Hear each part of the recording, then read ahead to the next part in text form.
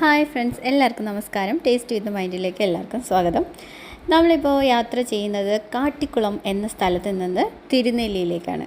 അപ്പോൾ തിരുനെല്ലിയിൽ നമ്മുടെ മഹാവിഷ്ണു ക്ഷേത്രത്തിലേക്കാണ് നമ്മൾ പോയിക്കൊണ്ടിരിക്കുന്നത്. അപ്പോൾ ഇവിടെ വരുന്നവർക്കറിയാം, ഇത് നമ്മുടെ പശ്ചിമഘട്ടത്തിൻ്റെ വെസ്റ്റേൺ ഗട്ട്സിൻ്റെ ഭാഗമായിട്ടുള്ളൊരു ഫോറസ്റ്റിലൂടെയാണ് നമ്മൾ തിരുനെല്ലി ക്ഷേത്രത്തിലോട്ട് യാത്ര ചെയ്യേണ്ടത്. അപ്പോൾ ഇത് ആ ഫോറസ്റ്റിൻ്റെ ഉള്ളിലുള്ള വഴിയാണ്, ഇത് റോഡാണ്. അപ്പോൾ നമ്മൾ ഇതിലൂടെയാണ് യാത്ര ചെയ്യേണ്ടത് തിരുനെല്ലിയിലോട്ട്. അതുകൊണ്ട് തന്നെ വന്യമൃഗങ്ങളും കാര്യങ്ങളും ഒക്കെ ഇവിടെ കാണും. വഴിയിലെല്ലാം ബോർഡുകൾ വെച്ചിട്ടുണ്ട്. നമ്മൾ സൂക്ഷിച്ച് വണ്ടി ഓടിക്കാനും അങ്ങനെയുള്ള കാര്യങ്ങളൊക്കെ ഇവിടെ നിർദ്ദേശിച്ചിട്ടുണ്ട്. അപ്പം ഇത് അതുപോലെ തന്നെ ബ്രഹ്മഗിരി ഹിൽസ് റേഞ്ചിൻ്റെ താഴ്വരയിലാണ് ഈ തിരുനെല്ലി എന്ന് പറയുന്ന ക്ഷേത്രം സ്ഥിതി ചെയ്യുന്നത് തന്നെ. അപ്പോൾ ഈ ബ്രഹ്മഗിരി ഹിൽ റേഞ്ച് ഒരു ട്രെക്കിങ്ങിന് പറ്റിയ നല്ലൊരു സ്ഥലമാണെന്ന് നമ്മൾ കേട്ടിട്ടുണ്ട് കേട്ടോ. അപ്പോൾ അങ്ങോട്ടേക്ക് നമ്മളിപ്പം പോകുന്നില്ല.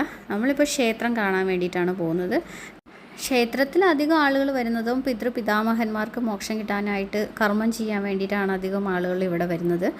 അപ്പോൾ അങ്ങനെ ഒരു ഐതിഹ്യം തന്നെയുണ്ട്. അതായത് ആദ്യം നമ്മൾ വീട്ടിൽ കർമ്മം ചെയ്യും, അതിനുശേഷം നമ്മൾ ട്രിവാൻഡ്രത്തൊരു അമ്പലമുണ്ട്, അങ്ങനൊരു അമ്പലത്തിൻ്റെ പേര് ഞാൻ കേട്ടിട്ടുണ്ട്, അവിടെ ചെയ്യും. എന്നിട്ടും ശരിയായില്ലെങ്കിൽ, അല്ലെങ്കിൽ എന്നിട്ടും മോക്ഷം കിട്ടിയില്ലെങ്കിൽ നമ്മൾ തിരുനെല്ലിയിൽ വന്ന് ചെയ്ത് കഴിയുമ്പം എല്ലാം പാപങ്ങളും തീരുമെന്നും അവർക്ക് മോക്ഷം കിട്ടുമെന്നുള്ള ഒരു ഐതിഹ്യമൊക്കെ അവിടെ ഉണ്ട്. അതിലൂടെ ചിതാഭസ്മം ഒഴുക്കുക, ഇതുപോലെ കർമ്മങ്ങൾ ചെയ്യുക, അങ്ങനെയുള്ള ഒരുപാട് കാര്യങ്ങളൊക്കെ ഇവിടെ ചെയ്യുന്നുണ്ട് കേട്ടോ. അപ്പോൾ നമ്മളിങ്ങനെ പോയിക്കൊണ്ടിരിക്കുകയാണ്. അങ്ങനെ പോയിക്കൊണ്ടിരിക്കുന്ന സമയത്താണ് ഇതേ നമ്മുടെ കണ്ണിലൊരു സംഭവം പെട്ടത്. എന്താണെന്ന് ചോദിച്ചാൽ, 2 മാനുകൾ ഇവിടെ നിന്നിങ്ങനെ പുല്ല് കടിച്ച് പറിച്ചുകൊണ്ട് തിന്നുകൊണ്ടിരിക്കുകയാണ്. അപ്പം നല്ലൊരു ഇത് തോന്നി. കാരണം നല്ല അറ്റ്മോസ്ഫിയറാണ്. പോകുന്ന സമയത്ത് ആ റോഡും അതിൻ്റെ സൈഡും ഒക്കെ കാണാൻ എന്ത് രസമാണെന്ന് അറിയാം. കാട്ടിൻ്റെ ഉള്ളിൽ കൂടെയല്ലേ നമ്മൾ പോകുന്നത്. ഇത്രയും ഭയങ്കര വൈബായിട്ടുള്ളൊരു സ്ഥലമാണ് കേട്ടോ. എനിക്ക് പറഞ്ഞു കഴിഞ്ഞാൽ തീരില്ല. നമ്മൾ എന്തെങ്കിലും കാണുക തന്നെ വേണം.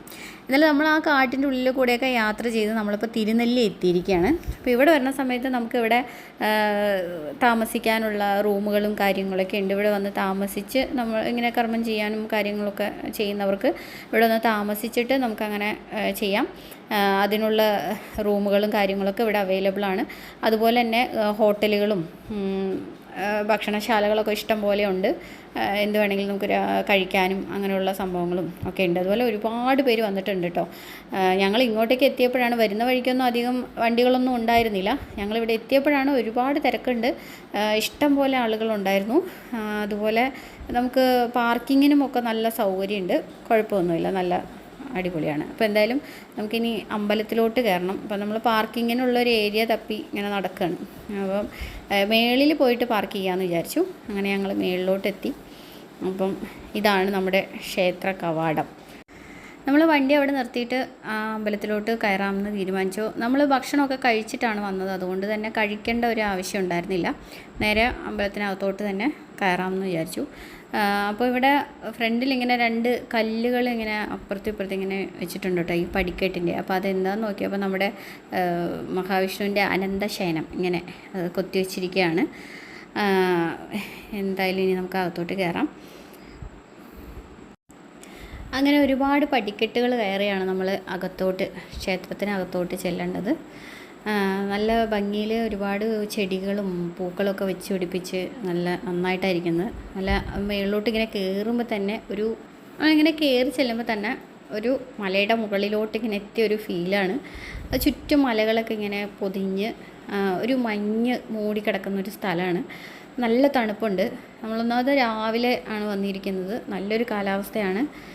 കയറി ചെല്ലുന്നിടത്ത് തന്നെയാണ് നമുക്കിപ്പോൾ കർമ്മങ്ങൾ ചെയ്യാനും അർച്ചനയോ പുഷ്പാഞ്ജലിയോ ഒക്കെ ചെയ്യാനുള്ള രസീതിയൊക്കെ ആക്കുമല്ലോ. അപ്പോൾ അതിന് വേണ്ടിയിട്ടുള്ളൊരു ഓഫീസ് ഇവിടെ ഉണ്ട്.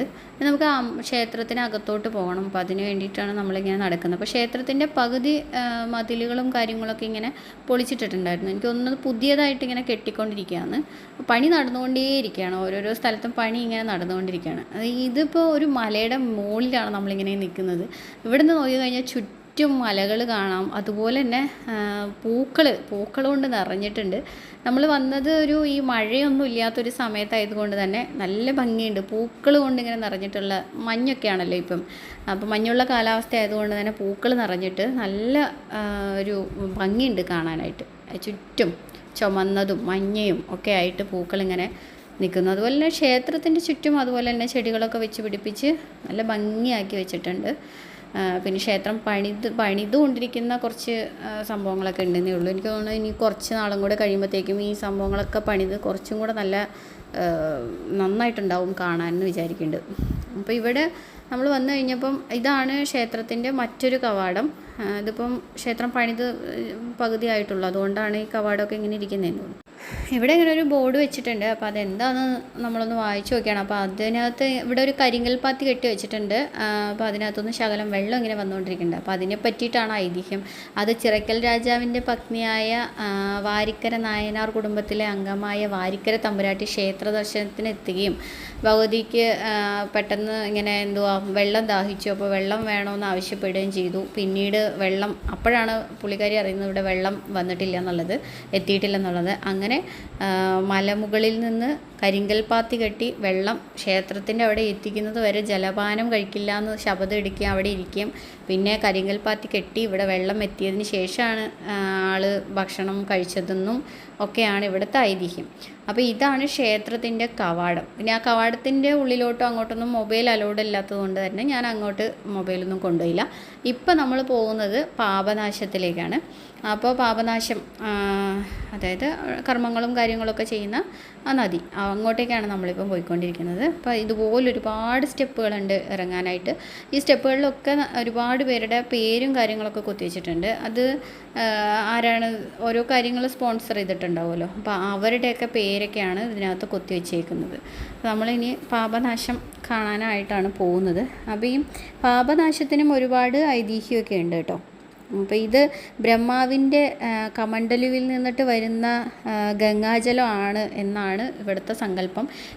അതുപോലെ തന്നെ 7 നദികൾ കൂടി ചേർന്നാണ് ഈ നദി ഒഴുകുന്നത് എന്നും ഒരു വിശ്വാസമുണ്ട്. അതുകൊണ്ടാണ് ഇതിന് പാപനാശിനി എന്ന് പറയുന്നതും. ഇതിനകത്ത് നമ്മൾ കർമ്മം ചെയ്യുകയാണെങ്കിൽ നമ്മുടെ പൂർവികർക്ക് പെട്ടെന്ന് മോക്ഷം കിട്ടുമെന്നും അങ്ങനെയൊക്കെയാണ് ഇവിടുത്തെ വിശ്വാസം. അപ്പം ഇതിന് പോകുന്ന വഴിക്ക് തന്നെ ഒരു അമ്പലം കൂടി ഉണ്ട് കേട്ടോ, ഗുണ്ടിക ശിവക്ഷേത്രം എന്ന് പറഞ്ഞിട്ട്. നമ്മൾ അങ്ങോട്ട് കയറിയില്ല, ഈ ഒഴുകുന്നതാണ് കേട്ടോ പാപനാശം എന്ന് പറയുന്നത്. അപ്പം നമ്മൾ അങ്ങോട്ടേക്ക് പിന്നെ നമുക്ക് ക്യാമറയും കാര്യങ്ങളൊന്നും അലൗഡല്ല. അപ്പോൾ ഇവിടെ കുറച്ച് കുരങ്ങന്മാരിങ്ങനെ കളിച്ചുകൊണ്ടിരിക്കുകയാണ്. അപ്പോൾ അത് ഞാനിങ്ങനെ വീഡിയോ ആക്കിക്കൊണ്ടിരുന്നു. ഇവിടെ നമ്മൾക്ക് പൊതുവേ ഹിന്ദു മതത്തിൽ വിശ്വാസം എന്താണെന്ന് ചോദിച്ചു കഴിഞ്ഞാൽ നമ്മുടെ പൂർവികർക്ക് പുനർജന്മം ഉണ്ടാവും എന്നാണല്ലോ. അപ്പോൾ പുനർജന്മത്തിൽ അവർ പല ഇങ്ങനെ പട്ടിയായും പൂച്ചയായും ഒക്കെ ആയിട്ട് ജനിച്ചിട്ടുണ്ടാവും. ആ ഒരു ജന്മത്തിലും അവർക്ക് നന്നായിട്ട് ആ ജന്മത്തിൽ അവർക്ക് നല്ലൊരു ചൈതന്യം കിട്ടാനും ഒക്കെ വേണ്ടിയിട്ടാണ് ഇവിടെ വന്ന് നമ്മൾ കർമ്മം ചെയ്യുന്നത് എന്നുള്ളതാണ് ഇവിടുത്തെ ഒരു പൊതുവേ അറിയപ്പെടുന്നൊരു കാര്യം. അപ്പോൾ ഇത്രയൊക്കെയാണ് തിരുനെല്ലി ക്ഷേത്രം. നല്ലൊരു അറ്റ്മോസ്ഫിയർ ആയിരുന്നു, വളരെ ഇഷ്ടപ്പെട്ടു. പിന്നെ ഇത് പഞ്ചതീർത്ഥം എന്നാണ് ഈ കുളം അറിയപ്പെടുന്നത്. അത് നമ്മൾ ഇങ്ങനെ പാപനാശത്തിലോട്ട് പോകുന്ന ആ ഒരു സൈഡിൽ തന്നെയാണ് ഈ കുളം ഉള്ളതും. അപ്പം എനിക്കറിയാവുന്ന ഐതിഹ്യങ്ങളും കാര്യങ്ങളൊക്കെ ഇത്രയാണ്. എനിക്കിവിടെ വന്നിട്ട് ഭയങ്കരമായിട്ട് ഇഷ്ടമായി. നല്ലൊരു വൈബ് കിട്ടും നമുക്ക് ഇവിടെ വന്നു കഴിയുന്ന സമയത്ത്. അപ്പോൾ ഇത്രയൊക്കെ ഉള്ളൂ. അപ്പോൾ അടുത്ത വീഡിയോയിൽ നമുക്ക് വീണ്ടും കാണാം. ഞാൻ ഈ വീഡിയോ ഇവിടെ വൈൻഡപ്പ് ചെയ്യാൻ പോവാണ്. അടുത്തൊരു നല്ല വീഡിയോ ആയിട്ട് നമ്മൾ വീണ്ടും വരും. നമ്മൾ വയനാട്ടിൽ നിന്ന് തിരിച്ചു പോയിട്ടില്ല, ഇനിയും നമുക്ക് പോകാൻ ഒരുപാട് സ്ഥലങ്ങളുണ്ട്. ഒരു പ്രധാനപ്പെട്ട സ്ഥലമുണ്ട്, അപ്പോൾ അതാണ് നമ്മൾ അടുത്ത വീഡിയോയിൽ ഇടാൻ പോകുന്നത്.